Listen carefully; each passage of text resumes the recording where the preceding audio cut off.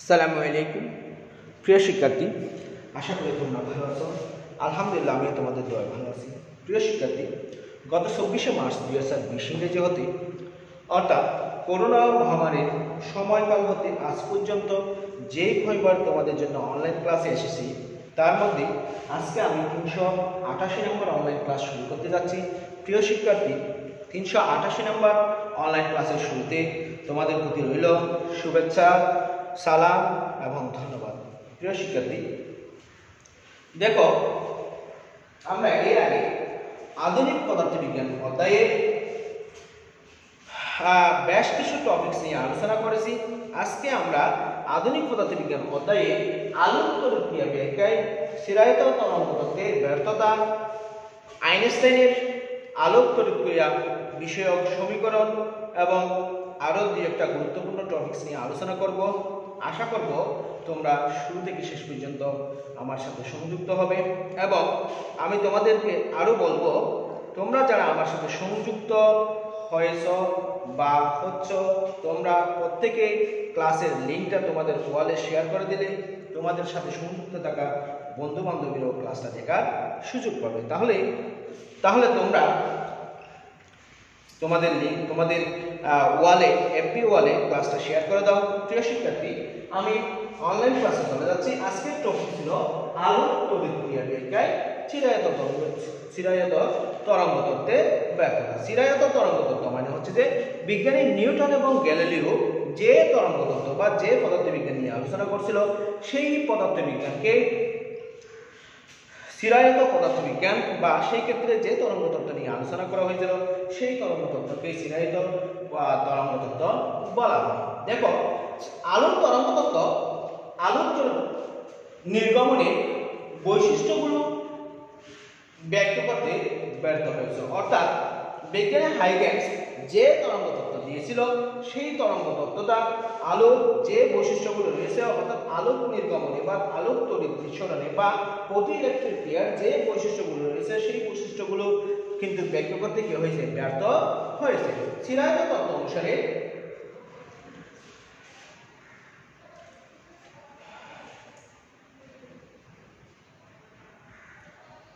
দেখো, তোমরা জানো যে আধুনিক পদার্থবিজ্ঞানে আইনস্টাইনের আপেক্ষিকতার তত্ত্ব বা আপেক্ষিকতার বিশেষ তত্ত্ব বা সাধারণ তত্ত্ব অনেক গুরুত্বপূর্ণ অবদান রেখেছে। সেই সাথে ম্যাক্স প্লাঙ্কের কোয়ান্টাম তত্ত্ব, অর্থাৎ যেটি ব্যবহার করে বিজ্ঞানী আইনস্টাইন তার আপেক্ষিকতার বিশেষ তত্ত্ব দিয়েছিল, সেটাও আধুনিক পদার্থবিজ্ঞানের জন্য ভিত হিসাবে আমরা কল্পনা করে নিতে পারি। তাহলে দেখো প্রিয় শিক্ষার্থী, সেই আপেক্ষিকতার তত্ত্বের উপর ভিত্তি করে বা প্লাঙ্কের কোয়ান্টাম তত্ত্বের উপর ভিত্তি করে আমরা দেখতে পেয়েছিলাম যে বিজ্ঞানী হার্টজ এক ধরনের আলোক তড়িৎ নিঃসরণ ক্রিয়া দেখতে পেয়েছিলেন। ঠিক আছে, এই ঘটনাটা তিনি যদিও বা ব্যাখ্যা করতে পারেন নাই, পরে এসে বিজ্ঞানী লিনার্ড এবং হলোইস এই ঘটনাকে ব্যাখ্যা করেছিলেন। পরে বিজ্ঞানী আইনস্টাইন এটার সন্তোষজনক ব্যাখ্যা প্রদান করার জন্য কি করছেন? 1921 সালে নোবেল পুরস্কারে ভূষিত হয়েছে। ঠিক আছে, এই তত্ত্ব অনুসারে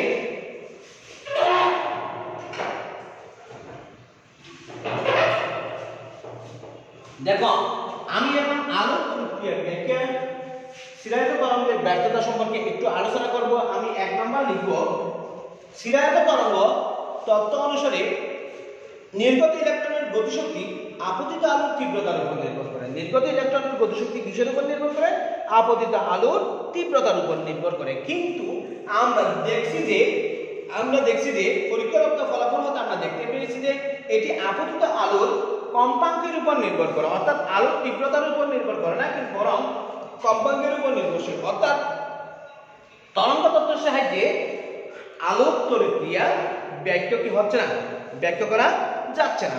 আমি আবার বলতেছি, আমরা আলোক তড়িৎ নিঃসরণ পরীক্ষা করার সময় আমরা দেখছিলাম যে আলোক তড়িৎ নিঃসরণ আলোর কম্পাঙ্কের উপর, আপতিত আলোর কিসের উপর নির্ভর করে? কম্পাঙ্কের উপর নির্ভর করে। যার কম্পাঙ্ক যত বেশি, সেখান থেকে তত বেশি আলোক রশ্মি বা আলোক তড়িৎ নিঃসরণ ঘটে। একটি নির্দিষ্ট কম্পাঙ্কের পূর্বে কিন্তু ওই ধাতু থেকে কোনো ধরনের আলোক তড়িৎ বা ইলেকট্রন নিঃসরণ ঘটে না। ওই কম্পাঙ্কের পরেই, নির্দিষ্ট কম্পাঙ্কের পরেই কিন্তু কি ঘটে? আলোক তড়িৎ নিঃসরণ ঘটে। ঠিক আছে, সুতরাং চিরায়ত বলবিদ্যা অনুসারে বা চিরায়ত তরঙ্গ তত্ত্ব অনুসারে যে বলা ছিল আলোর তড়িৎ নিঃসরণ আলোর তীব্রতার উপর নির্ভরশীল, কিন্তু পরীক্ষালব্ধ প্রমাণ ফলাফল থেকে সেই যে তীব্রতার উপর নির্ভরশীল সেটা কি হয়ে যাচ্ছে, নাকচ হয়ে যাচ্ছে, এবং সেখানে অ্যাড হচ্ছে আলোর তড়িৎ নিঃসরণ আলোর আপতিত আলোর কিসের উপর নির্ভর করবে, তীব্রতা কম্পাঙ্কের উপর নির্ভর করবে। এবার 2 নম্বর দেখো, 2 নম্বর বলা হয়েছে, 2 নম্বর ব্যর্থতা দেখো, চিরায়ত তত্ত্ব অনুসারে আলোক তড়িৎ ক্রিয়া একটি সময় সাপেক্ষ ব্যাপার, অর্থাৎ ধীরে ধীরে আলোক তড়িৎ ক্রিয়া ঘটবে, আলোক তড়িৎ নিঃসরণ ঘটবে। কোন তত্ত্ব অনুসারে? চিরায়ত তরঙ্গ তত্ত্ব অনুসারে। কিন্তু আমরা পরীক্ষালব্ধ ফলাফল থেকে দেখেছি যে এই ঘটনাটা কিন্তু ধীরে ধীরে ঘটে না, এই ঘটনাটা কিন্তু তাৎক্ষণিক ঘটনা, এই ঘটনা কিন্তু কি ঘটনা, তাৎক্ষণিক ঘটনা। অর্থাৎ আলো আপতিত হওয়ার সাথে সাথেই সেখান থেকে কি নির্গত হবে, ইলেকট্রন নির্গত হবে। আলো আপতিত হওয়ার সাথে সাথে ইলেকট্রন কি হবে, নির্গত হবে। এবার দেখো 3 নাম্বার, আমরা দেখছি যে কোন একটি ধাতুতে একটি নির্দিষ্ট কম্পাঙ্কের আলোক রশ্মি আপতিত হলে শুধুমাত্র সেখান থেকে আলোক তড়িৎ নিঃসরণ ঘটে। যদি ওই নির্দিষ্ট কম্পাঙ্কের চেয়ে কম কম্পাঙ্কের আলো ওই ধাতুর উপর আপতিত হয়, তবে সেখান থেকে বা সেই ধাতু থেকে কোনো ধরনের আলোক তড়িৎ নিঃসরণ ঘটে না।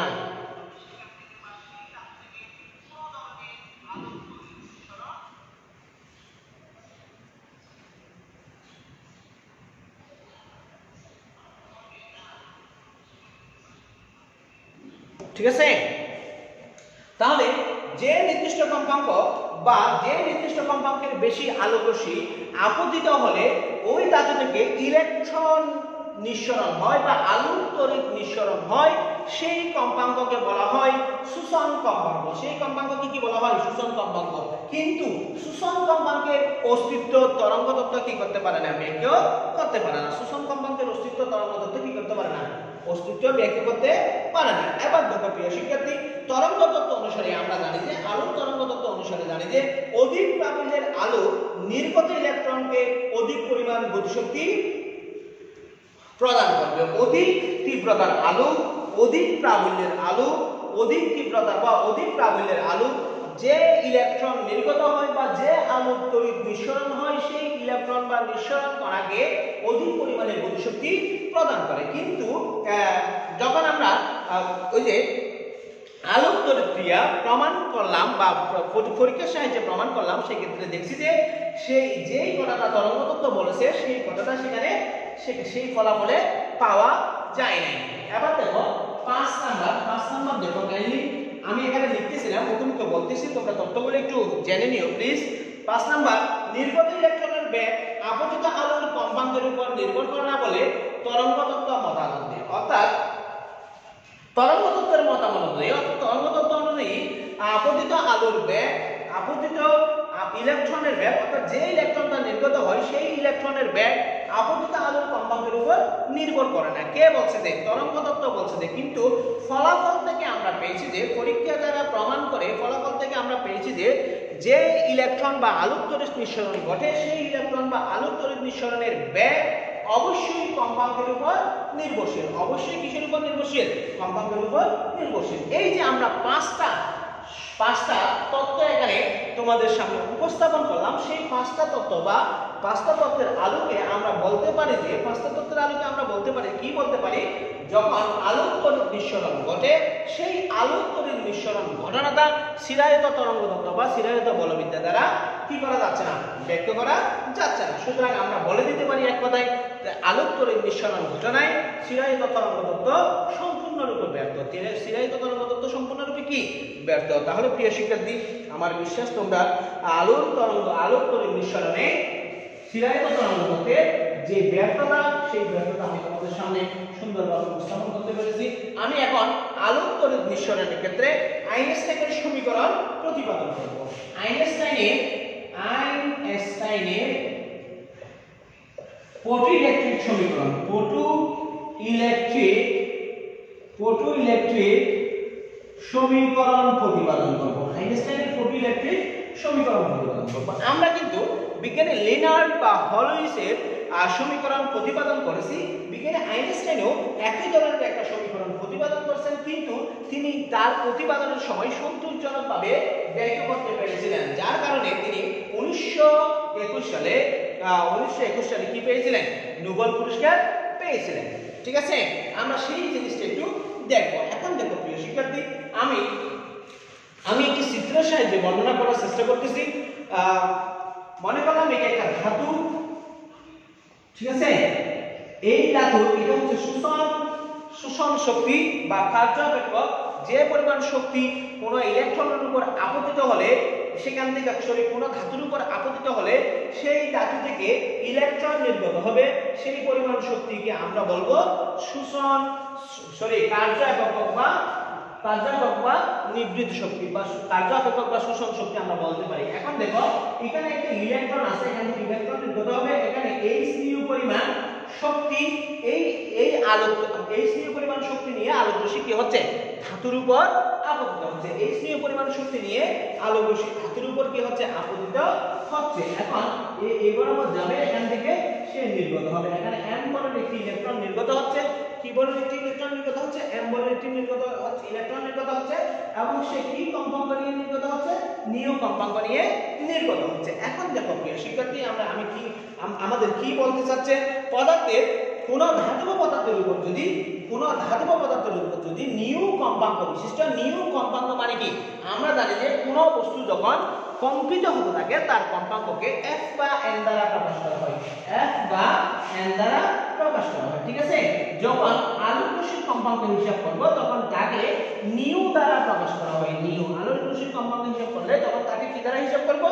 নিউ দ্বারা হিসাব করব। তাহলে দেখো কোন ধাতব পদার্থের উপর যদি নিউ কম্পাঙ্ক বিশিষ্ট বিকিরণ আপতিত হয়, নিউ কম্পাঙ্ক বিশিষ্ট বিকিরণ আপতিত হয় বা আলোক রশ্মি আপতিত হয়, সেই ক্ষেত্রে বিকিরণের কতিপয় ফোটনের সাথে ওই পদার্থের পরমাণুর সংঘর্ষ ঘটে। ওই পদার্থের পরমাণুর কি ঘটে? সংঘর্ষ ঘটে। আইনস্টাইন বলতেছেন যে যদি কোনো ধাতব পদার্থের উপর নিউ কম্পাঙ্কে বিকিরণ বা আলোক রশ্মি আপতিত হয়, তবে বিকিরণের যে ফোটন রয়েছে সেই বিকিরণ ফোটনের সাথে পদার্থের পরমাণুর কি ঘটে? সংঘর্ষ ঘটে। অর্থাৎ বিকিরণের মধ্যে যে ফোটন বা ফোটন কণা রয়েছে বা কোয়ান্টা রয়েছে, সেই ফোটন বা ফোটন কণা বা কোয়ান্টার সাথে পদার্থের পরমাণুর কি করবে? সংঘর্ষ ঘটবে। তাহলে দেখো আইনস্টাইনের মতে এই ধরনের সংঘর্ষ, আইনস্টাইন বলতেছেন যে যদি এই ধরনের সংঘর্ষ ঘটে, কোন ধরনের সংঘর্ষ? বিকিরণের সাথে যে ফোটন রয়েছে সেই ফোটনের পরমাণুর সাথে যদি সংঘর্ষ ঘটে, এই ধরনের সংঘর্ষে পরমাণুর উপর আপতিত ফোটনের সমস্ত শক্তি পরমাণু এর উপর আপতিত ফোটনের সমস্ত শক্তি হয় শোষণ করবে, না হলে কোন শক্তি কি করবে না? শোষণ করবে না। অর্থাৎ দুইটা ঘটনা ঘটাবে।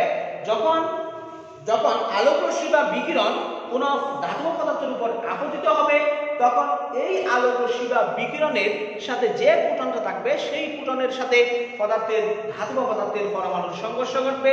এই সংঘর্ষে আইনস্টাইন দেখতে পাইছেন যে হয় পরমাণুটা সমস্ত শক্তি শোষণ করে নেবে, না হলে কোনো শক্তি কি করবে না? শোষণ করবে না। হয় সমস্ত শক্তি শোষণ করে নেবে, না তো কোনো শক্তি কি করবে না? শোষণ করবে না। পরমাণুর ইলেকট্রনগুলো নিউক্লিয়াসের আকর্ষণে আবদ্ধ থাকে, সেটা আমরা জানি। পরমাণুর ইলেকট্রনগুলি নিউক্লিয়াসের আকর্ষণে কি থাকে?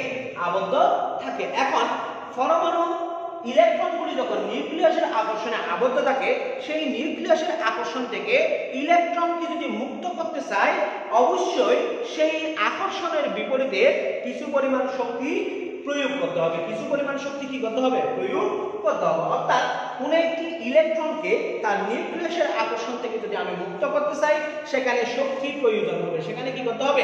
শক্তি প্রয়োগ করতে হবে। এখন মনে করলাম কোন পরমাণু আপতিত ফোটনে hν শক্তি শোষণ করায়, যদি কোনো একটি পরমাণু আপতিত ফোটনের যে ফোটনটা আপতিত হচ্ছে সেই ফোটনের টোটাল শক্তি H নিউ যদি শোষণ করে, H নিউ যদি কি করে শোষণ করে, এবং শোষণ করার কারণে সেখান থেকে যদি ইলেকট্রন নির্গত হয়, সেখান থেকে যদি কি নির্গত হয়, ইলেকট্রন নির্গত হয়, তবে ওই H নিউ শক্তির একটি অংশ, তবে ওই H নিউ শক্তির একটি অংশ কি ধাতব পৃষ্ঠ হতে ইলেকট্রন মুক্ত করতে ব্যয় হয়, ইলেকট্রন মুক্ত করতে ব্যয় হয়। মানে বুঝো নাই? আমি আবার বুঝিয়ে বলতেছি। মনে করো কোন একটি ধাতুর উপর আমি H নিউ পরিমাণ শক্তি দ্বারা আপতিত করলাম, আলোকরশ্মি বা বিকিরণ আপতিত করলাম, যার শক্তি H নিউ। এই H নিউ পরিমাণ শক্তি বিকিরণ করার বা আপতিত করার কারণে সেখান থেকে ইলেকট্রন নির্গত হবে।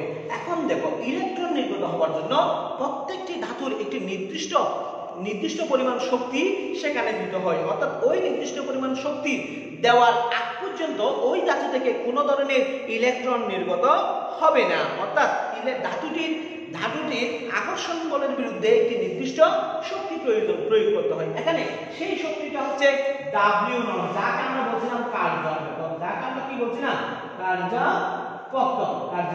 ঠিক আছে, এই W পরিমাণ শক্তি শুধুমাত্র চলে যাবে কিসের জন্য? ইলেকট্রন মুক্ত হতে। এরপরে যে শক্তি থাকবে সেই শক্তি নিয়ে সে কি হবে, সামনের দিকে গতিশীল হবে। তার মানে আমরা বলতে পারি কোন পরমাণুতে যদি H নিউ পরিমাণ শক্তি বা কোন ধাতুতে যদি H নিউ পরিমাণ শক্তি কি করে, কোন পরমাণু শোষণ করে, কোন ধাতু শোষণ করে, এবং শোষণ করার কারণে সেখান থেকে যদি ইলেকট্রন মুক্ত হয়, তবে ওই ঘটনার W নট পরিমাণ শক্তি শুধুমাত্র ব্যয় হবে নিউক্লিয়াসের আকর্ষণ থেকে ইলেকট্রনকে মুক্ত করতে। বাকি অংশটা ব্যয় হবে ইলেকট্রনের গতিশক্তি সরবরাহ করতে। বাকি অংশটা ব্যয় হবে কিসের গতিশক্তি ব্যয় করতে? ইলেকট্রনের গতিশক্তি সরবরাহ করতে। এখন মুক্ত ইলেকট্রনের ব্যাগ যদি v হয়, মুক্ত ইলেকট্রনের ব্যাগ যদি v এবং ভর যদি m হয়, ভর যদি কত হয়, মুক্ত ইলেকট্রনের ব্যাগ v এবং ভর যদি m হয়, তাহলে আমরা লিখতে পারি শোষিত শক্তি সমান কি ছিল? H নিউ ছিল। অর্থাৎ ফোটন বা বিকিরিত রশ্মি যখন ধাতুতে আঘাত করছে তখন যে পরিমাণ শক্তি নিয়ে আসছিল সেই শক্তি মানে ধাতু হতে ইলেকট্রন মুক্ত হতে শক্তি, প্লাস ইলেকট্রন গতিশীল হওয়ার শক্তি। ইলেকট্রন কিসের হওয়ার শক্তি? গতিশীল হওয়ার সৃষ্টি, যা আমরা লিখতে পারি। অর্থাৎ H new equal W not plus half mv square, half p square mv square. তাহলে আমরা যদি মুক্ত ইলেকট্রনের গতিশক্তি কল্পনা করি, মুক্ত ইলেকট্রনের গতিশক্তি যদি আমি হিসাব করি, মুক্ত ইলেকট্রনের গতিশক্তি যদি হাফ mv স্কয়ার হয়, তাহলে হাফ mv স্কয়ার সমান আমরা পাচ্ছি H nu minus W not. H nu minus কি নট? W not. এটাকে আমি কয় নং সমীকরণ দিলাম? 2 নং সমীকরণ দিলাম। এটাকে আমি কয় নং সমীকরণ দিতে পারি? 2 নং সমীকরণ দিতে পারি। প্রিয় শিক্ষার্থী, তোমরা যারা আমার সাথে সংযুক্ত আছো, আমি তোমাদেরকে আবারও বলবো, তোমরা তোমাদের প্রত্যেকের ওয়ালে ক্লাসের লিংকটা শেয়ার করে দাও, কারণ ক্লাসের লিংকটা শেয়ার করে দিলে অন্যরাও দেখার সুযোগ পাবে, অন্যরাও জানার সুযোগ পাবে, অন্যরাও ক্লাসের সাথে সংযুক্ত হতে পারবে। তাহলে দেখো প্রিয় শিক্ষার্থী, যদি কোন একটি ইলেকট্রন তার পরমাণুর সাথে বা তার নিউক্লিয়াসের সাথে বেশি শক্তি নিয়ে বন্ধন বা বেশি শক্তি নিয়ে সংযুক্ত থাকে, বা কোন একটি ইলেকট্রন বা নিউক্লিয়াসের বন্ধন শক্তি যদি অনেক বেশি হয়, বা কোন একটি ইলেকট্রনের বন্ধন শক্তি যত বেশি হবে, ওই ইলেকট্রনটিকে ওই ধাতু থেকে বা ওই নিউক্লিয়াসের আকর্ষণ থেকে মুক্ত করতে তত বেশি পরিমাণ শক্তির প্রয়োজন হবে। শক্তির প্রয়োজন হবে। ন্যূনতম বন্ধন শক্তির মান W নট হলে নিশ্চিত প্রতি ইলেকট্রনের সর্বোচ্চ গতিশক্তি হবে Vmax। সর্বোচ্চ গতিশক্তি হবে কি? Vmax। আমি আবার বলতেছি, মনে করো একটা পৃথিবীতে, আমাদের এই পৃথিবীতে সবার শক্তি সমান নয়, কারো শক্তি বেশি, কারো শক্তি কম, কেউ দুর্বল, কেউ একটু সবল, কেউ তার চেয়ে বেশি সবল, কেউ অনেক বেশি সবল। এখন দুর্বল যে আছে তার কাছ থেকে কোনো কিছু নিতে চাইলে খুব দ্রুত কেড়ে নেওয়া যায়, কিন্তু এভাবে যদি তুমি ধীরে ধীরে একদম সর্বোচ্চ সবলের কাছ থেকে কোনো কিছু কেড়ে নিতে চাও, তাহলে চাইলে কোনো কিছু খুব সহজে কেড়ে নিতে পারবে না, তার কাছ থেকে ঠিক সম পরিমাণ বা তার চেয়ে বেশি পরিমাণ শক্তি কি বলে আহরণ করে তার বিরুদ্ধে যুদ্ধ করে তারপর তার কাছ থেকে কোনো কিছু কি করে নিতে হবে, কেড়ে নিতে হবে বা টেনে নিতে হবে। ঠিক আছে কিনা? এখনো প্রত্যেকটা ধাতুতে ইলেকট্রন নিউক্লিয়াস বন্ধন শক্তি কিন্তু একই নয়, এক একটা বন্ধন শক্তি এক এক রকম। যার বন্ধন শক্তি বেশি তার কাছ থেকে ইলেকট্রন মুক্ত করতে হলে সেখানে এক্সট্রা শক্তিও বেশি প্রয়োজন হয়, অর্থাৎ ডাব্লিউ নটের মানও বেশি দরকার হয়। ডাব্লিউ নট মানে কি? কার্য অপেক্ষকের পরিমাণও বেশি প্রয়োজন হয়। ঠিক আছে? যদি ন্যূনতম বন্ধন শক্তি ভাঙতে প্রয়োজনীয় শক্তির পরিমাণ ডাব্লিউ নট এবং সর্বোচ্চ গতিশক্তি যদি কি হয়, ভি ম্যাক্স হয়, সর্বোচ্চ গতিশক্তি ভি ম্যাক্স হলে আমরা লিখতে পারি half M V max whole square সমান ভি ম্যাক্স স্কয়ার সমান H nu minus W naught. এটা 3 নং সমীকরণ দিলাম। এটা কয় নং সমীকরণ দিলাম? 3 নং সমীকরণ দিলাম। তাহলে আমরা পাচ্ছি কি, সর্বোচ্চ গতিশক্তি ভি ম্যাক্স হবে half M V max square সমান H nu minus W naught. এটাকে আমি কয় নং সমীকরণ দিলাম? 3 নং সমীকরণ দিলাম। এখানে ভি ম্যাক্স হচ্ছে ইলেকট্রনের সর্বোচ্চ গতি, এখানে ভি ম্যাক্স হচ্ছে ইলেকট্রনের কি গতি? সর্বোচ্চ গতি। এবং ডাব্লিউ নট কে আমরা বলবো ওই ধাতুর কার্য অপেক্ষক, বা ওয়ার্ক ফাংশন। ওই ধাতুর কার্য অপেক্ষক বা কি? Work function. এখন দেখো প্রিয় শিক্ষার্থী, আমরা জানি যে কোন ধাতু থেকে যদি ইলেকট্রন নির্গত করতে হয়, সেই ক্ষেত্রে একটি নির্দিষ্ট কম্পাঙ্কের আলোক রশ্মি ওই ধাতুর উপর আপতিত করতে হয়। একটি নির্দিষ্ট কম্পাঙ্কের আলোক রশ্মি ওই ধাতুর উপর আমাদের কি করতে হয়? আপতিত করতে হয়। যে নির্দিষ্ট কম্পাঙ্কের আলোক রশ্মি আপতিত হলে ওই ধাতু থেকে ইলেকট্রন নির্গত হয়, সেই কম্পাঙ্ককে আমরা বলবো শোষণ কম্পাঙ্ক। সেই কম্পাঙ্ককে আমরা কি বলবো? শোষণ কম্পাঙ্ক। শোষণ কম্পাঙ্ককে আমরা ধরে নিয়েছিলাম নিউ নট দিয়ে। শোষণ কম্পাঙ্ককে আমরা কি দিয়েছিলাম? নিউ নট নিয়ে ধরে নিয়েছিলাম। অর্থাৎ শোষণ কম্পনের শক্তি হবে যদি শোষণ কম্পাঙ্ক যদি নিউ নট হয়, তাহলে শোষণ কম্পনের শক্তি হবে এইচ নিউ নট। শোষণ কম্পনের শক্তি কি হবে? এইচ নিউ নট হবে। অর্থাৎ এইচ নিউ নট শক্তির প্রোটন আপতিত হলে ইলেকট্রনটি শুধুমাত্র কি হবে? মুক্ত হবে, গতিশীল হবে না। শুধুমাত্র মুক্ত হবে, গতিশীল হবে না। আমি বলছিলাম ডাব্লিউ নট পরিমাণ শক্তি যদি কোনো পদার্থের উপর আপতিত হয় তবে ওই পদার্থ থেকে ইলেকট্রন নির্গত হবে, গতিশীল হবে না।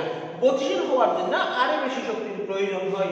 সেই বেশি শক্তি ছিল এইচ নিউ থেকে ডাব্লিউ নট পরিমাণ শক্তি মুক্ত হতে চলে যাবে, বাকি শক্তি গতিশীল করবে। এখানেও শোষণ কম্পাঙ্কের শক্তি যদি এইচ নিউ হয়, অর্থাৎ শোষণ কম্পাঙ্ক যদি নিউ নট হয়, তাহলে শোষণ কম্পাঙ্কের শক্তি হবে এইচ নিউ নট। এই এইচ নিউ নট পরিমাণ শক্তি যদি কোনো পদার্থের উপর আপতিত হয় তবেই শুধুমাত্র ওই পদার্থ থেকে ইলেকট্রন নির্গত হবে। কিন্তু নির্গত ইলেকট্রন কোনো গতিশক্তি অর্জন করবে না। অর্জন করবে না। এই ক্ষেত্রে যদি আমি 3 নং সমীকরণকে লিখি, দেখো এই ক্ষেত্রে আমি 3 নং সমীকরণকে লিখলে কি পাবো?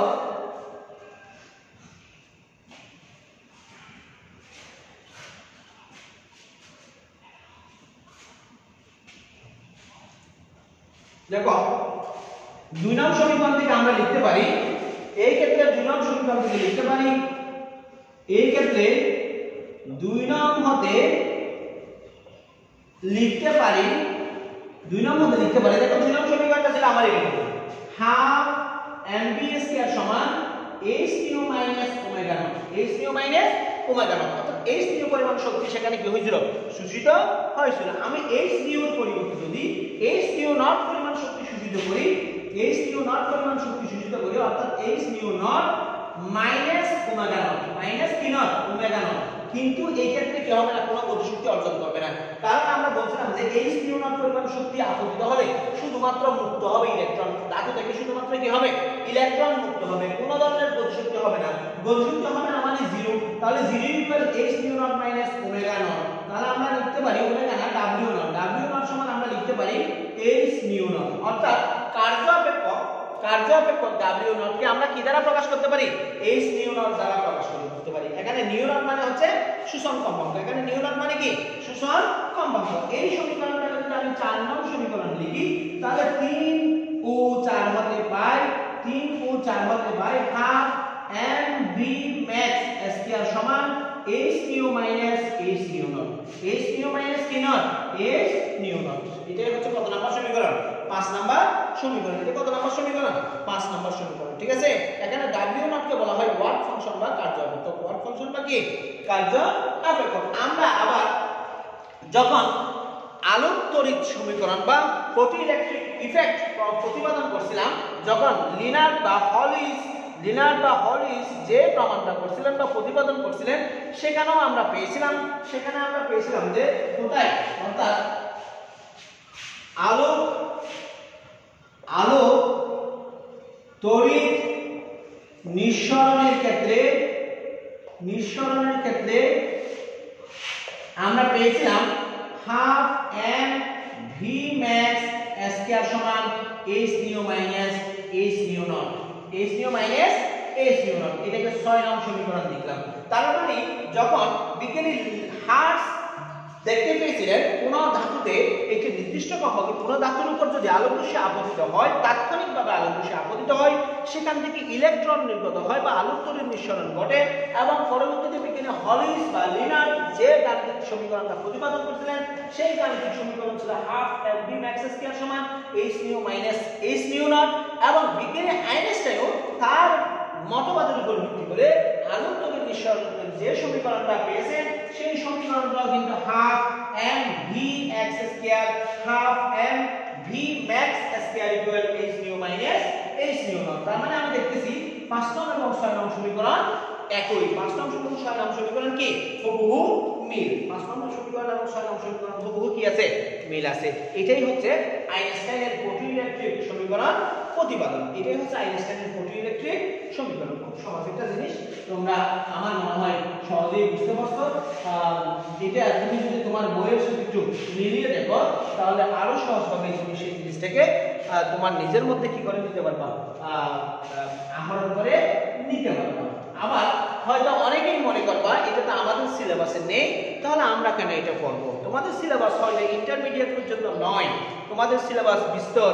তোমরা এখান থেকে যাওয়ার পর, ইন্টারমিডিয়েট পাস করার পর তোমরা অনার্সে ভর্তি হবা, কেউ মেডিকেলে ভর্তি হবা, কেউ ইঞ্জিনিয়ারিং এ ভর্তি হবা, ঠিক আছে, কেউ বিদেশে চলে যাবা। তুমি যদি সায়েন্সের যে কোনো সাবজেক্ট নিয়ে পড়তে যাও, তাহলে অবশ্যই তোমাকে ফিজিক্স পড়তে হবে, তাই না? যেমন মনে করো তুমি মেডিকেল সায়েন্সে যাও, সেখানেও ফিজিক্স আছে, কারণ মেডিকেলের যে অ্যাপারেটাসগুলি আছে এগুলি তো আর ফিজিক্স ছাড়া হবে না। এগুলি কি কেমিস্ট্রি দিয়ে হবে, বায়োলজি দিয়ে হবে, ম্যাথ দিয়ে হবে, হবে না। তোমার ফিজিক্স লাগবে ওই অ্যাপারেটাসগুলি। যেমন মনে করো তুমি এমআরআই করতে গেছো, ইসিজি করতে গেছো, আরো কত হাজার রকমের পরীক্ষা আছে, এগুলো যদি তুমি করতে যাও, তাহলে তোমার ওই যন্ত্রগুলি ফিজিক্স ছাড়া কিন্তু কাজ করবে না, ঠিক আছে? এরপরে তুমি যদি গণিত করতে যাও, সেখানেও কিন্তু ফিজিক্সের ব্যবহার আছে। কেমিস্ট্রি করতে যাও, সেখানেও ফিজিক্সের ব্যবহার আছে, ঠিক আছে? তুমি ওই যে মহাকাশ কি বলে, অ্যাস্ট্রোনট হতে যাও, সেখানেও কিন্তু কি আছে, ফিজিক্সের ব্যবহার আছে। তুমি সুয়েট, বুয়েট বা ইঞ্জিনিয়ারিং যেখানেই যাও না কেন, ফিজিক্স তোমাকে পড়তেই হবে। এবং ফিজিক্স পড়তে গেলে অবশ্যই আলোক তড়িৎ দিয়ে তোমাকে জানতে হবে, ঠিক আছে? তো তোমার এখানে নাই কি হয়েছে, তুমি চাইলে তো এটা তোমার জন্য ভবিষ্যতের জন্য তুমি এটাকে কি করে নিতে পারো, আহরণ করে নিতে পারো। এখন আমি কয়েকটি টপিকস নিয়ে আলোচনা করব, যেগুলি আমরা আগেও আলোচনা করছি, তারপরেও আমি এগুলি গুরুত্বপূর্ণ বিধায়, এগুলি 2 নাম্বার 1 নাম্বারের জন্য পরীক্ষা আসে বিধায় আমি এটা আবার একটু আলোচনা করতেছি। কার্য একক বা ওয়ার্ক ফাংশন, কার্য একক কি ফাংশন, ওয়ার্ক ফাংশন কি জিনিস? কোন ধাতব পৃষ্ঠ থেকে ইলেকট্রন নিঃসরণের জন্য, কাইন্ডলি সংজ্ঞাটা কি মনে রাখবা, কোন ধাতব পৃষ্ঠ থেকে ইলেকট্রন নিঃসরণের জন্য একটি ন্যূনতম শক্তির প্রয়োজন হয়। একটি ন্যূনতম শক্তির কি হয়, প্রয়োজন হয়। ইলেকট্রন, যাকে ইলেকট্রনের বন্ধন শক্তি বলে, যাকে ইলেকট্রনের কি শক্তি বলে? বন্ধন শক্তি বলে। যখন বন্ধন শক্তি ন্যূনতম হয়, যখন বন্ধন শক্তি ন্যূনতম হয় তখন ইলেকট্রনের, তখন নিশ্চিত ইলেকট্রনের শক্তি অর্থাৎ গতিশক্তি সর্বোচ্চ হয়। আমি আবার বলতেছি, কোন ধাতব পৃষ্ঠ থেকে ইলেকট্রন নিঃসরণের জন্য একটি ন্যূনতম শক্তির প্রয়োজন হয়, যাকে বন্ধন শক্তি বলে। এই বন্ধন শক্তি যদি ন্যূনতম হয় তখন নিশ্চিত ইলেকট্রনের শক্তি, নিশ্চিত ইলেকট্রনের শক্তি বা গতিশক্তি সর্বোচ্চ হয়। এই ন্যূনতম বন্ধন শক্তিকে বলা হয় কার্যাপেক্ষক। এই ন্যূনতম বন্ধন শক্তিকে বলা হয় কার্যাপেক্ষক। কার্যাপেক্ষককে ওমেগা নট দ্বারা প্রকাশ করা হয়। এবং শোষণ কম্পাঙ্ক যদি নিউ নট হয়, শোষণ কম্পাঙ্ক যদি কি হয়? নিউ নট হয়, তাহলে কার্যাপেক্ষক ওমেগা সমান h নিউ নট। এখানে h মানে হচ্ছে প্লাঙ্কের ধ্রুবক, প্লাঙ্কের ধ্রুবক। h নিউ মানে হচ্ছে কি? প্লাঙ্কের ধ্রুবক। আর h মানে হচ্ছে প্লাঙ্কের ধ্রুবক এবং নিউ নট হচ্ছে শোষণ কম্পাঙ্ক। নিউ নট হচ্ছে কি কম্পাঙ্ক? শোষণ কম্পাঙ্ক। আশা করি প্রিয় শিক্ষার্থী তোমরা কার্যাপেক্ষক কি জিনিস বুঝতে পারছো। এখন আমি শোষণ কম্পাঙ্ক নিয়ে একটু বলবো। শোষণ কম্পাঙ্ক মানে আমি আগেও বলছিলাম একটি নির্দিষ্ট কম্পাঙ্কের আলো, যে কম্পাঙ্কের আলো কোনো ধাতব পদার্থে আপতিত হলে সেখান থেকে ইলেকট্রন নির্গত হবে, সেই কম্পাঙ্ককে আমরা বলবো শোষণ কম্পাঙ্ক। এর চেয়ে কম কম্পাঙ্কের আলোক রশ্মি আপতিত হলে সেখান থেকে কোনো আলোক তড়িৎ নিঃসরণ ঘটবে না।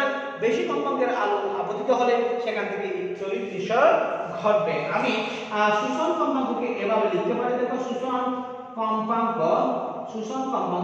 দেখো আমরা পেয়েছিলাম ওমেগা w নট সমান h নিউ নট, তাহলে নিউ নট সমান হবে w naught by h। Nu naught সমান হবে কি? w naught by h। একইভাবে আমরা এখন আরেকটা গুরুত্বপূর্ণ টপিকস নিয়ে আলোচনা করব, সেটা হচ্ছে ফটো ইলেকট্রন বা আলো ইলেকট্রন, ফটো ইলেকট্রন।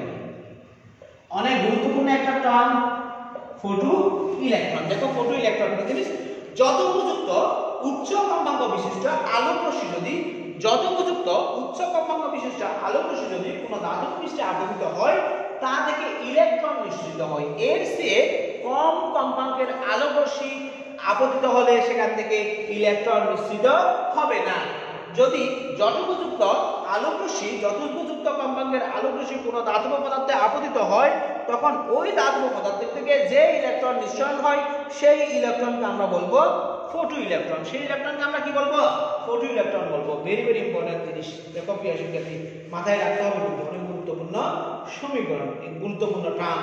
এরপর দেখো ফটো ইলেকট্রন নির্গত হওয়ার সময় যদি কোনো ধাতুর বন্ধন শক্তি বেশি হয় সেখানে কার্যাপেক্ষক বা শোষণ শক্তি বেশি প্রয়োগ করতে হবে। আর যদি কম হয় সেখানে কম মানের শোষণ শক্তি বা কার্যাপেক্ষক প্রয়োগ করতে হবে। ঠিক আছে? এখন দেখো নিবৃত্তি বিভব। আমরা এটাও আগে পড়ছিলাম। নিবৃত্তি বিভব ভেরি ভেরি ইম্পর্টেন্ট জিনিস, বিধায় সেগুলো আমি আবার পরবর্তীতে আলোচনা করতেছি। নিবৃত্তি বিভব মানে হচ্ছে যে এমন একটা বিভব যে বিভবের জন্য ফটো ইলেকট্রন নিঃসরণ বন্ধ হয়ে যায়। অর্থাৎ এমন একটি নির্দিষ্ট মানের বিভব যে বিভবের জন্য যদি ফটো ইলেকট্রন নিঃসৃত হয় অর্থাৎ তড়িৎ প্রবাহ বন্ধ হয়ে যায় তখন সেটাকে আমরা বলবো নিবৃত্তি বিভব। দেখো প্রিয় শিক্ষার্থী আমি তোমাদের ওই দিন দেখিয়েছিলাম এরকম একটি কাঁচনল, এই কাঁচনলের মধ্যে এদিকে একটি এ পাত দিয়েছিলাম, এদিকে একটি বি পাত দিয়েছিলাম এবং একটি বোল্ট, একটি বিভব পদ্ধতিকে আমি সংযুক্ত করে দিয়েছিলাম। দেখো আমি বিভব পদ্ধতিকে একটি বিভব পদ্ধতি কি করে দিলাম? সংযুক্ত করে দিলাম। এখানে একটা গ্যালভানোমিটার সংযুক্ত করেছিলাম। এই এ পাতা আলোক রশ্মি আপতিত হয়েছিল। ঠিক আছে কিনা? এখন এই এ পাতা যদি পজিটিভ প্রান্তের সাথে সংযুক্ত থাকে তখন সেই ক্ষেত্রে দেখা যায় যে পজিটিভ প্রান্তে আলোক রশ্মি যদি আপতিত হয় পজিটিভ প্রান্ত আলোক রশ্মির ইলেকট্রনগুলিকে শোষণ করে নেয় এবং ইলেকট্রন যদিও বা নির্গত হয় সেই ইলেকট্রনকে বি প্রান্ত, নেগেটিভ প্রান্ত বিকর্ষণ করে তাকে ঠেলে দেয়, যার কারণে এখানে কোনো ধরনের বিরূপাত্মক সৃষ্টি হতে পারে না। অর্থাৎ এখানে দেখা যায় যে কোনো ধরনের তড়িৎ প্রবাহ হতে পারে না। অর্থাৎ আমরা দেখতেছি যে এখানে যে একটি বিভব পার্থক্য সৃষ্টি হবে, যে বিভব পার্থক্যের কারণে এ থেকে বি এর দিকে কোনো ধরনের ইলেকট্রন প্রবাহিত হতে পারবে না বা প্রবাহ বন্ধ হয়ে যাবে। বা নির্দিষ্ট বিভব পার্থক্য যে এমন একটি বিভব পার্থক্য বা এমন একটি বিভব যে বিভবে তড়িৎ প্রবাহ বন্ধ হয়ে যায় বা ফটো ইলেকট্রন নিঃসরণ বন্ধ হয়ে যায় সেই বিভবকে আমরা বলবো নিবৃত্তি বিভব। আশা করি প্রিয় শিক্ষার্থী আজকে আলোক তড়িৎ নিঃসরণ ক্রিয়া ব্যাখ্যায় শিরায়িত তরঙ্গের ব্যর্থতা, আইনস্টাইনের ফটোইলেকট্রিক সমীকরণ, ফটোইলেকট্রিক নিঃসরণের সমীকরণ এবং এ সম্পর্কিত যে কয়েকটি সংজ্ঞা তোমাদের সামনে উপস্থাপন করলাম, আশা করি তোমরা বুঝতে পারছো। আজকে এই পর্যন্ত, ভালো থেকো, দোয়া করিও। আগামী ক্লাসে নতুন কোনো টপিকস নিয়ে তোমাদের সামনে হাজির হব। আসসালামু আলাইকুম।